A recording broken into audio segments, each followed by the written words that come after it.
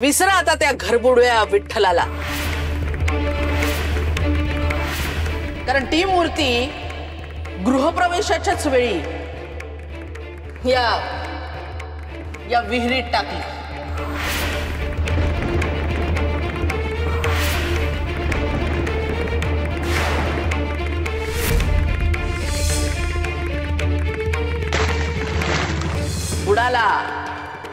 बुडाला तुमचा विठ्ठल।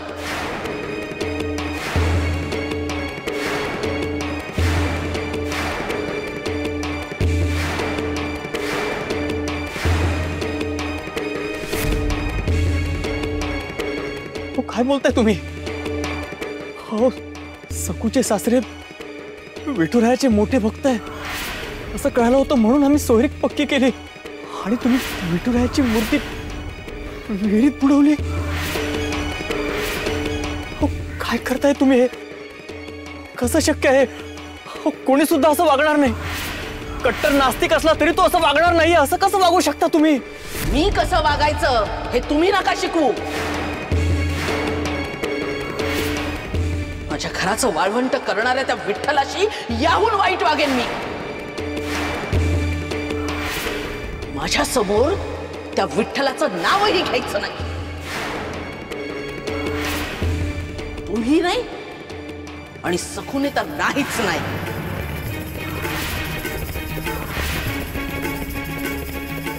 नाव घ्यायचंच आहे ना, तर बाबाजींचं घ्या। बाबाजींच्या कृपेमुळे माझ्या घराचा होणारा सत्यानाश सावरलाय बाबाजींनी।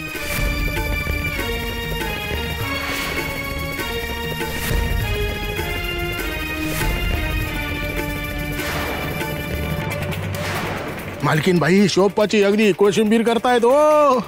करा करा म्हणावं, अजून विठ्ठल विठ्ठल करा। पाप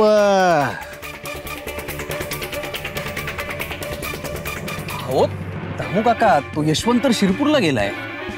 बघितला बघितला, तुम्ही यायची चाहूल लागली तसा पळाला हो, पाय लावून म्हणतो मी।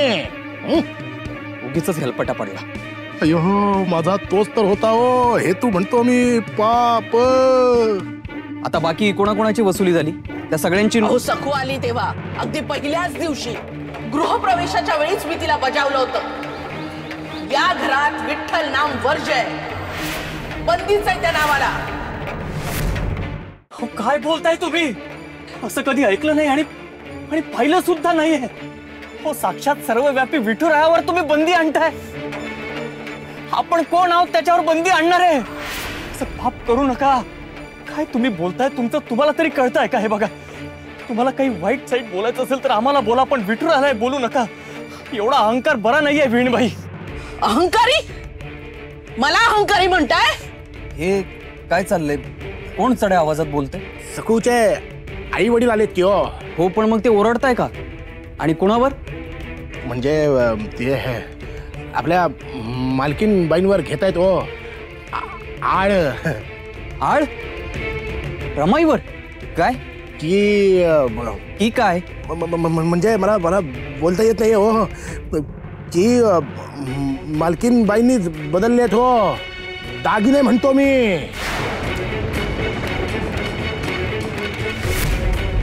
काय? रमाईवर असा आळ घेतलाय? यांना वाचवलं आणि हे असं उलटून वागतायत, रमाईवर आवाज चढवून बोलताय। अयो मालक, दिसतायत तशी साधी नाही आहेत हो ही माणसं।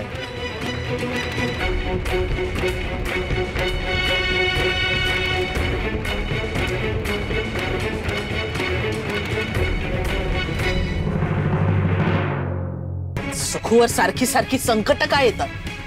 तिला सारख्या सारख्या शिक्षा का मिळतात? याचं उत्तर एकच आहे, तुम्ही तुम्ही तुम्ही तिला विठ्ठलाच्या नादी लावलं आणि म्हणूनच हे सगळं घडतंय। ती या घरात आली त्यामुळे या घरावर संकट यायला लागली।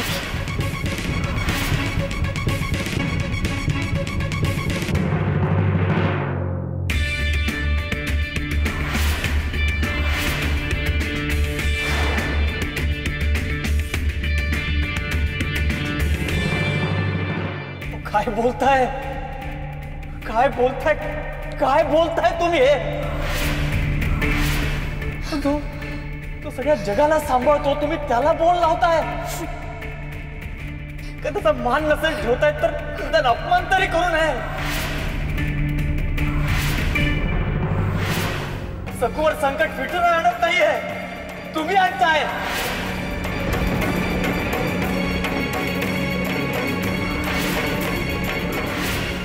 साक्षात विठुरायाला तुम्ही नाकारलं म्हणून तुमच्या हृदयातली माया आणि माणुसकी आटली आहे. तो तर साऱ्या जगाचा मायबाप आहे, तो कोणाचंच वाईट करत नाही. नका नका असं करू, त्याला नाकारू नका. बस.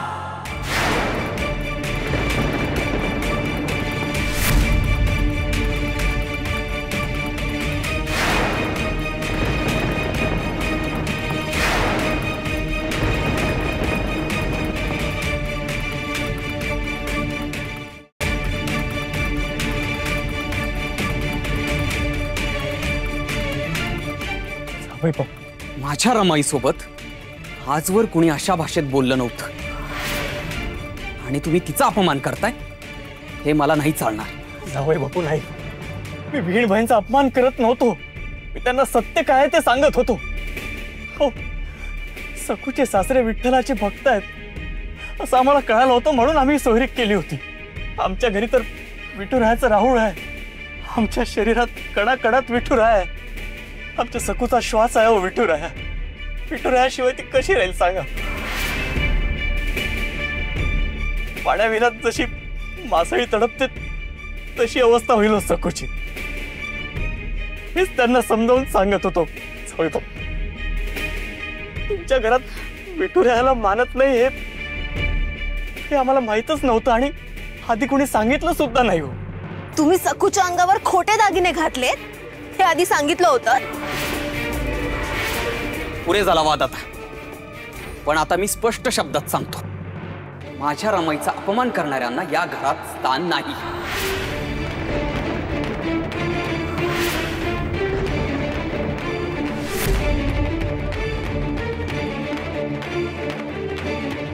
तिने कोणावर श्रद्धा ठेवावी, कोणावर नाही, हा सर्वस्वी तिचा प्रश्न आहे.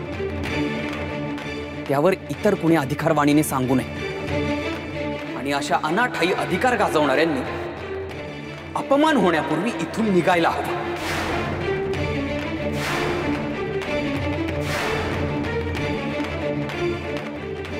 या विठ्ठला पायी मला काय सोसावं लागलंय माझं मलाच ठाऊक. ज्याचं जळतं त्यालाच कळतं. आणि राहिला प्रश्न सखूचा, तर माझ्या रमाईने माहेरीच बचावलं होतं की जोपर्यंत खरे दागिने मिळत नाही तोपर्यंत सखूला घरात प्रवेश देणार नाही. पण तरी तुम्ही सखूला पाठवलं. त्यामुळे सखूला होणाऱ्या त्रासासाठी तुम्ही रमाईला जबाबदार धरू शकत नाही. मला तसं म्हणायचं नव्हतं. माझ्याकडून तुमचा अजून अपमान होऊ द्यायचा नसेल तर ताबडतोब इथून निघा. तुलाही यांच्या बरोबर जायचं असेल तर खुशाल जा.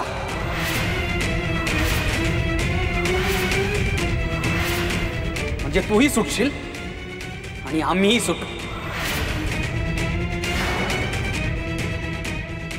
चल रमाई. ओ आज चल. यमुनाताई तू पण चला. इथे कोणीही थांबू नका. चला.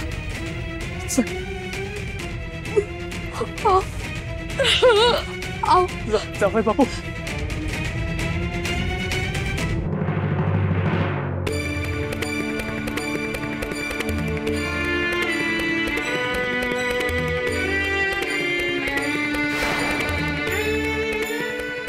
जावई बापूंचा गैरसमज झालाय. फक्त सखूच्या आप्पांना बोलताना पाहिलं त्यांनी.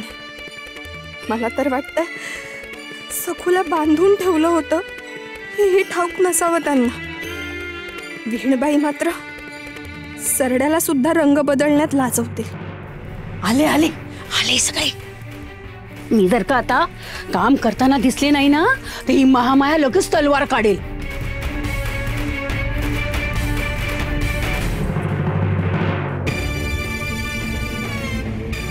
हे सगळं त्या सखूमुळे आणि तिच्या लबड आई अप्पांमुळे होतंय. चल ताई बाजू. रमाई माझा हात धर, आपण तुझ्या खोलीकडे जाऊ. चल. ओ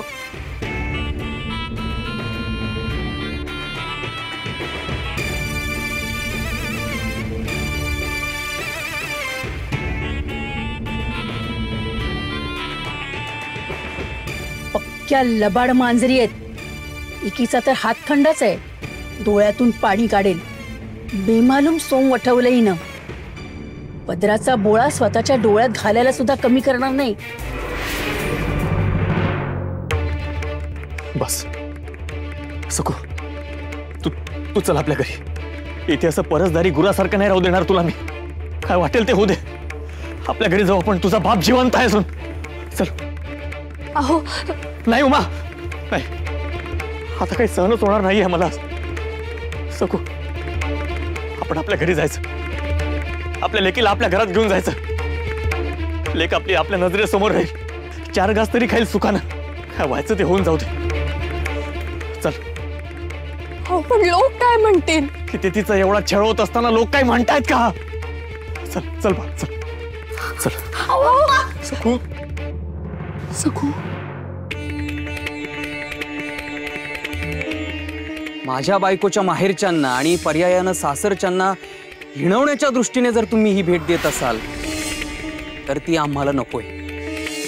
आजपासून हे दोघं 7 जन्मासाठी एका बंधनात अडकले गेले आहेत.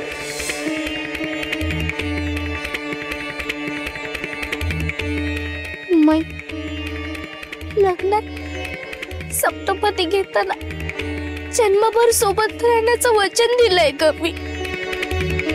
मग मी आता बाहेर कशी येऊ? सांग ना, कशी येऊ? आता आता हेच माझं घर आहे ना, मग मला इथेच राहावं लागेल. राहीन मी, सगळ्या गोष्टीला तोंड देईन. आणि शिवाय माझा विठुरा आहेच ना माझ्या पाठीशी. माझी काळजी करू नका तुम्ही.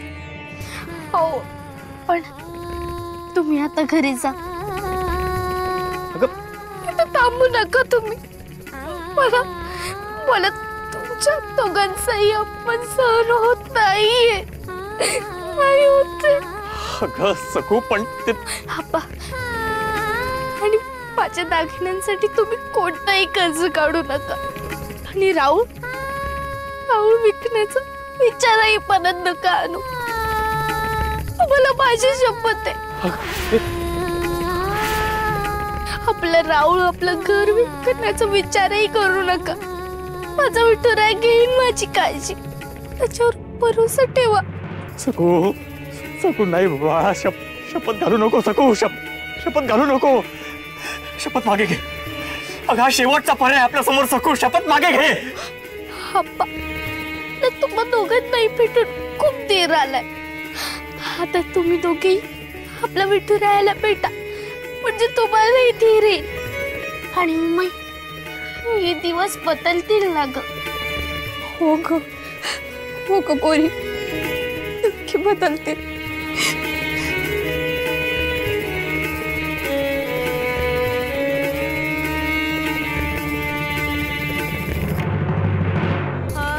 अगदी विठुरायासारखे वागतेस बघ. तो जसा बाळकृष्ण होऊन बिलकतो आणि मायबाप होऊन आदरही देतो, तूही तसंच लहान होऊन कुशीत येतेस आणि मोठी होऊन आधार देतेस ग.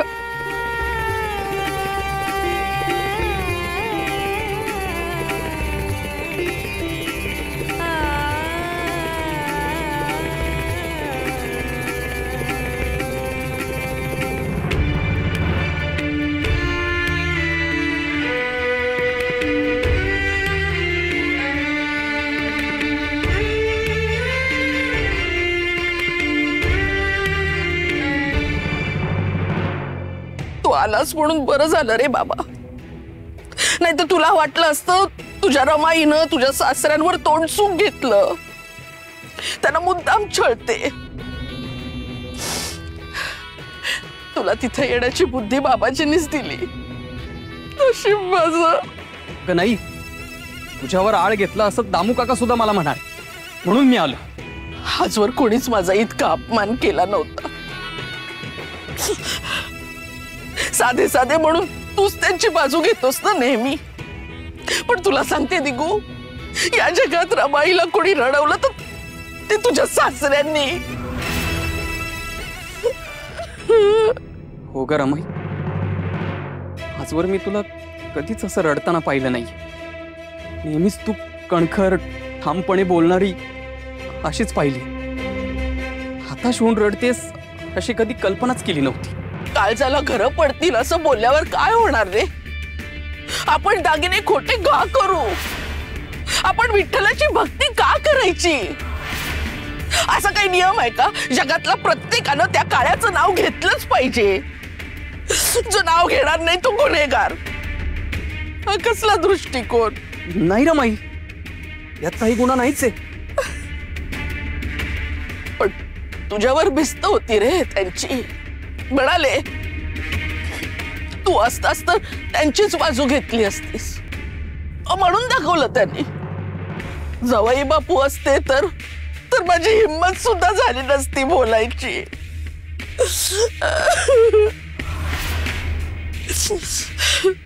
आता काय बोलू?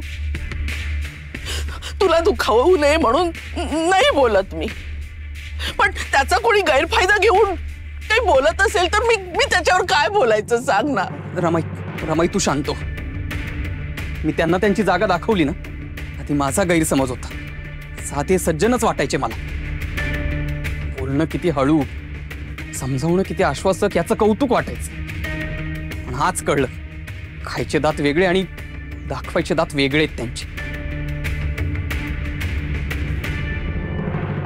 मी पटकळ असेन रे, पण वागण्यात खोटेपणा आयुष्यात कधी केलेला नाही. बोलणं माझं जरा कठोर आणि ठणठणीत असतं, पण जे असतं ते थेट असतं. आत बाहेर असं काही नाही रे. याच्या समोर हे, त्याच्या समोर ते, असं नाही रे वागले मी कधी.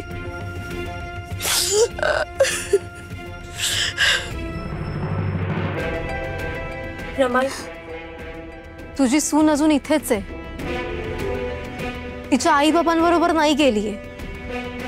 काय करायचंय? काय बोलू बाई मी काय बोलू? मला काही सांगू नकोस. मी काही बोलणार नाही. तिला जे काही करायचं असेल ते करू दे.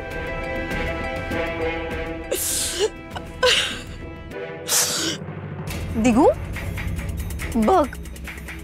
बघ आपली रमाई. पहाडासारखी असणारी आपली रमाई कशी खचलीये बघ.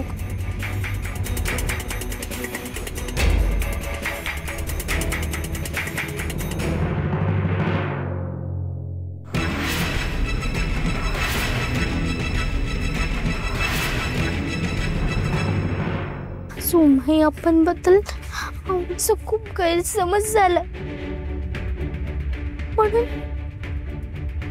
पण उमाई आपण न बोलले.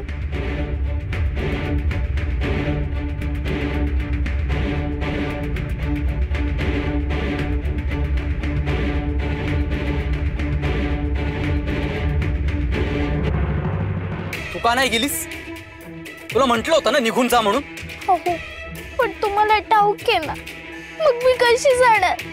अरे हो, तू माझ्यावर उपकारच करतेस नाही का?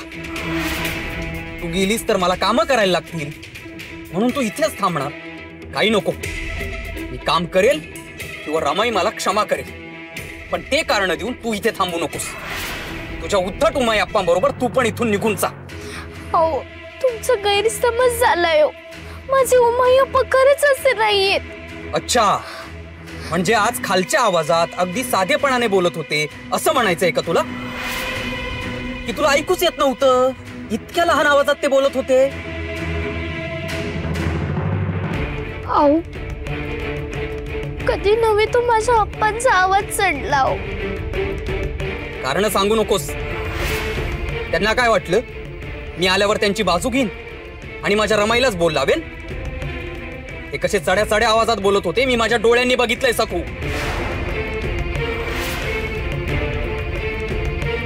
तू त्यांचं समर्थन करूच नकोस सखू. त्यांनी मोठ्या आवाजात रमाईला विचारलं की नाही की विठोबाच्या बाबतीत आधी का नाही सांगितलं म्हणून? विचारलं की नाही? हो विचारलं, अजून पण आहेच. कशाला कशाला अजून काही सांगतेस? आता मी जे सांगतोय ते गप्प ऐक. या घरात रमाईचा अशा प्रकारे झालेला अपमान मला सहन होणार नाही, समजलं? अहो ऐका ना. काही सांगू नकोस. तू सरळ तुझ्या उमाई अप्पांना बोलावून घेतलंस रमाईशी भांडण करायला. काय? मी नाही हो, मी नाही बोलून घेतलं उमाई अप्पांना. खोटं बोलतेस? माझ्याशी खोटं बोलतेस? नदीच्या वाटेवर तू उमाईला भेटली होतीस आणि तिथून रडत परत आलीस. हे सांगणारे किती जण हवेत तुला? भेटली होतीस की नाही उमाईला काही दिवसांपूर्वी? कशी असतो अप्पाने आजीला सांग की सखू खूप सुखात आहे. पण मी त्यांना काही सुद्धा सांगितलं नाही हो. सोड, काही सांगू नकोस. त्यांनी येऊन रमाईवर जे आरोप केले लागलेत माझ्या जीवाला. तुझ्या सहनशक्तीच्या पलीकडे चाललंय हे सगळं.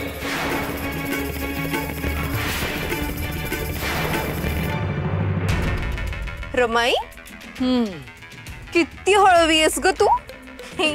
म्हणजे मी पहिल्यांदाच अनुभवलं.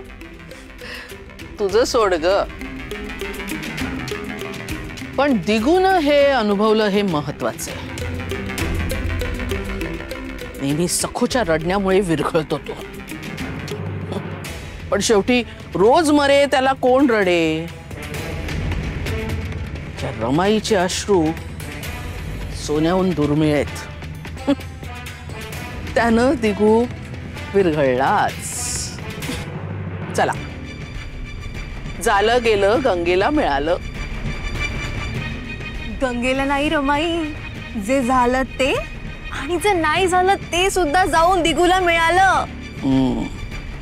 त्याच्या सासू सासऱ्यांच्या बद्दल त्याच्या मनात जी अढी बसायला हवी होती ती पक्की बसली.